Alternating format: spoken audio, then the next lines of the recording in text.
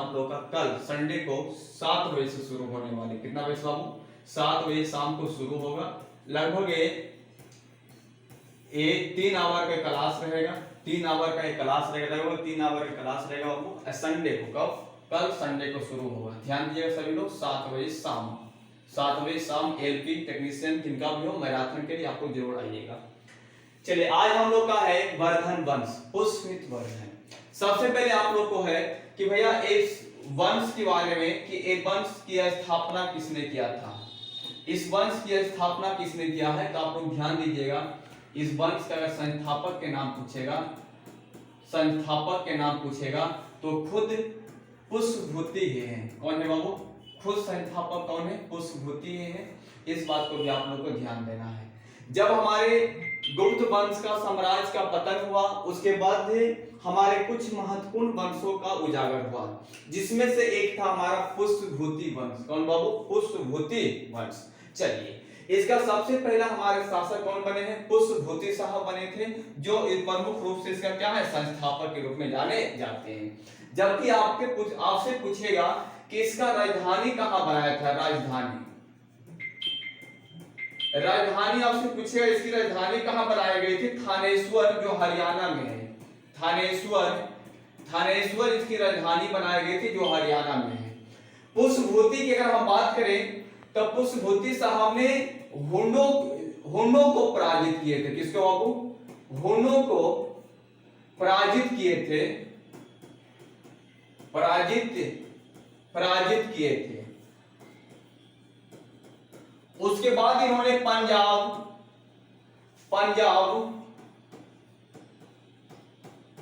हरियाणा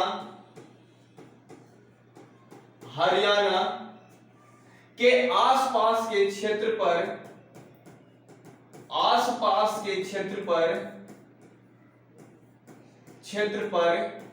राज करना शुरू किए। कौन बाबू? पुष्पभूति की अगर हम बात करें तो पंजाब हरियाणा के आसपास के क्षेत्रों पे जब हुन्नों की आक्रमण को इन्होंने विफल कर दिया, उसके बाद ये वहां पे राज करना शुरू किए। सबसे महत्वपूर्ण बात ये अपने आप में बनती है, समझिए ना। चलिए, इसके बाद सबसे महत्वपूर्ण है कि इसके बाद राजा बने थे प्रभाकर वर्धन। कौन बने थे बाबू?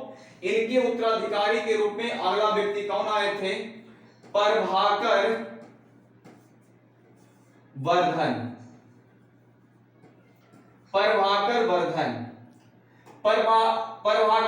से महत्वपूर्ण प्रश्न आप लोग को ध्यान देना है कि इनका 2 पुत्र था। कितना? 2 पुत्र था बाबू। एक का नाम था आपका हर्षवर्धन और एक का नाम था आपका राजवर्धन। हर्षवर्धन और राजवर्धन। एक इनका पुत्री थी, नाम था उसका राजश्री। क्या नाम था? राजश्री। तो ध्यान दीजिएगा, मेन रूप से आपसे कहेगा कि वर्धन वंश का स्वतंत्र राजा कौन बना, तो आपको ध्यान देना है प्रभाकर वर्धन। दूसरा महत्वपूर्ण प्रश्न, वर्धन वंश में महाधीराज की उपाधि किसने धारण किया, तो आप ध्यान दीजिएगा, वो भी हमारा प्रभाकर वर्धन ही थे। कौन बाबू? महाराज धीराज की उपाधि किसने धारण किया, तो प्रभाकर वर्धन धारण किया। इन्होंने वाटक राजवंश के राजकुमारी यशोमती से इनकी शादी हुआ। इनकी पत्नी के नाम क्या था? प्रभाकर वर्मा का वर्धन का पत्नी की नाम अगर पूछिएगा तो कहना है यशोमती से इनको 3 संतान की प्राप्ति हुआ। कितना बाबू? 3 संतान की प्राप्ति हुआ। महत्वपूर्ण है, 3 संतान की इनको प्राप्ति हुआ। एक का नाम था राजवर्धन, एक का नाम था हर्षवर्धन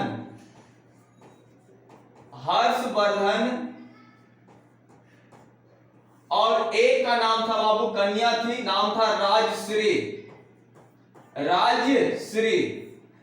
हर्षवर्धन की कहानी की अगर बात करें तो प्रमुख रूप से उसमें राजश्री के कारण ही आया था।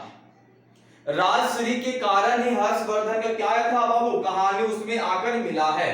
हर्षवर्धन की कहानी आकर क्या हुआ था, उसमें मिला था। लीजिएगा, अब यहां से हम लोग का मेन इतिहास चालू हो गया है। राजश्री का शादी किससे हुआ था बाबू? ग्राहम वर्मा से हुआ था।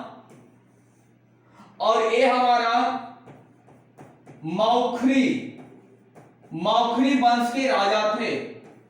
मौखरी वंश के राजा थे ग्राहम वर्मा।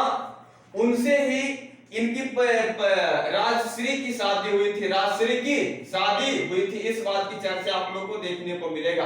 समझिए ना। उसी वक्त मालवा के राजा देवगुप्त ने ग्राहम वर्मा की हत्या कर दिया था। कहां के राजा बाबू? देवगुप्त। आप कहेगा ये देवगुप्त कहां के राजा है? तो मालवा के राजा था। मालवा के राजा देवगुप्त ने क्या किया? इनकी हत्या कर दिया। पता चला राजवर्धन को, राजवर्धन ने आकर इनको बंदी बना लिया। राजवर्धन ने आकर किसको बंदी बना लिया बाबू? तो देवगुप्त को बंदी किसने बना लिया? तो राजवर्धन ने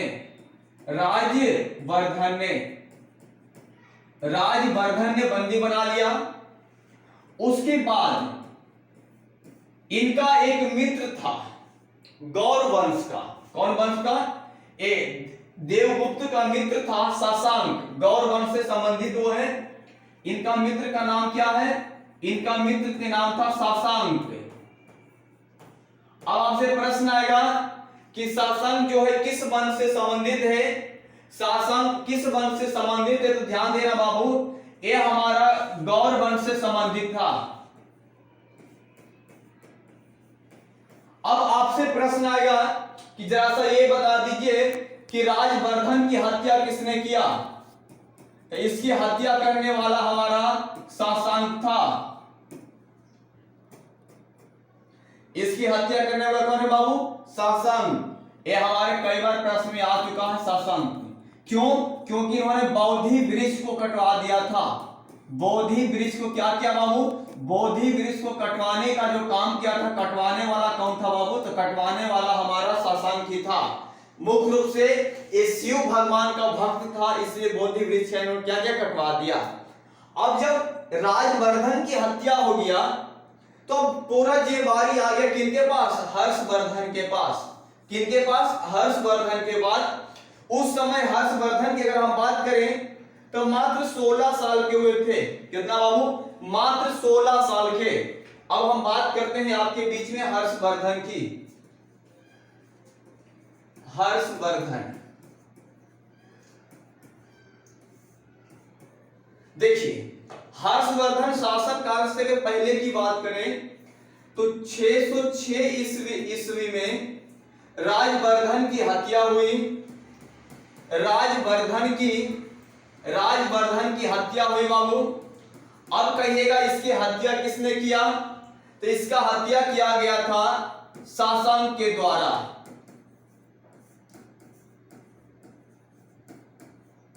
उसके बाद दूसरा पॉइंट आप लोग को ध्यान देना है, शशांक की हत्या के बाद राजवर्धन इस समय 16 वर्ष की अवस्था के थे। 16 वर्ष की अवस्था था इनका। 16 वर्ष की अवस्था में ये राजगद्दी पर बैठे, इन्होंने कमान को अपने हाथ में लिया। लेकिन कभी भी अपने आप को हर्षवर्धन राजा नहीं कहा। हर्षवर्धन का कहना था कि हम अपने बहन यानी कि राजश्री का हम प्रतिनिधि कर रहे हैं। राजश्री का क्या कर रहे हैं? राजश्री का प्रतिनिधि कर रहे हैं। कभी अपने आप को राजा नहीं कहा है। कौन? हर्षवर्धन। हर्षवर्धन ने सबसे पहला काम क्या किया? इन्होंने शशांक को हराया, पराजित किए। क्या किए बाबू? शशांक को इन्होंने सबसे पहले पराजित किया। किसने? हर्षवर्धन ने। इस बात को आप लोगों को जरूर ध्यान देना है। किसने बाबू?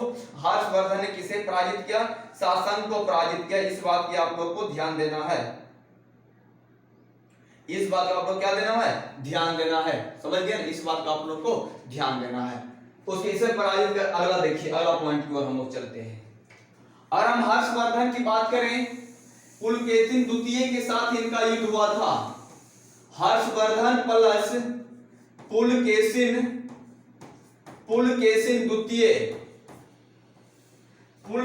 द्वितीय के साथ इनका युद्ध हुआ था।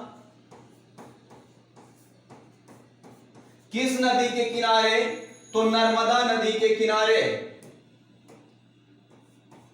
नर्मदा नदी के किनारे। अब आपसे प्रश्न आएगा इसमें जीत किनकी हुई? तो सही के मतलब जीत और कट के मतलब क्या हुआ? हार हो गया। पुलकेशिन द्वितीय की हार हो गया और हर्षवर्धन का इनका क्या हो गया था बाबू? जीत हो गया। इस बात की भी चर्चा आप लोग को देखने को मिलेगा, इस बात की भी चर्चा आप लोग को देखने को मिलेगा, इस बात की भी चर्चा आपको देखने को मिलेगा। समझिए ना। देखिए यहां तो कोई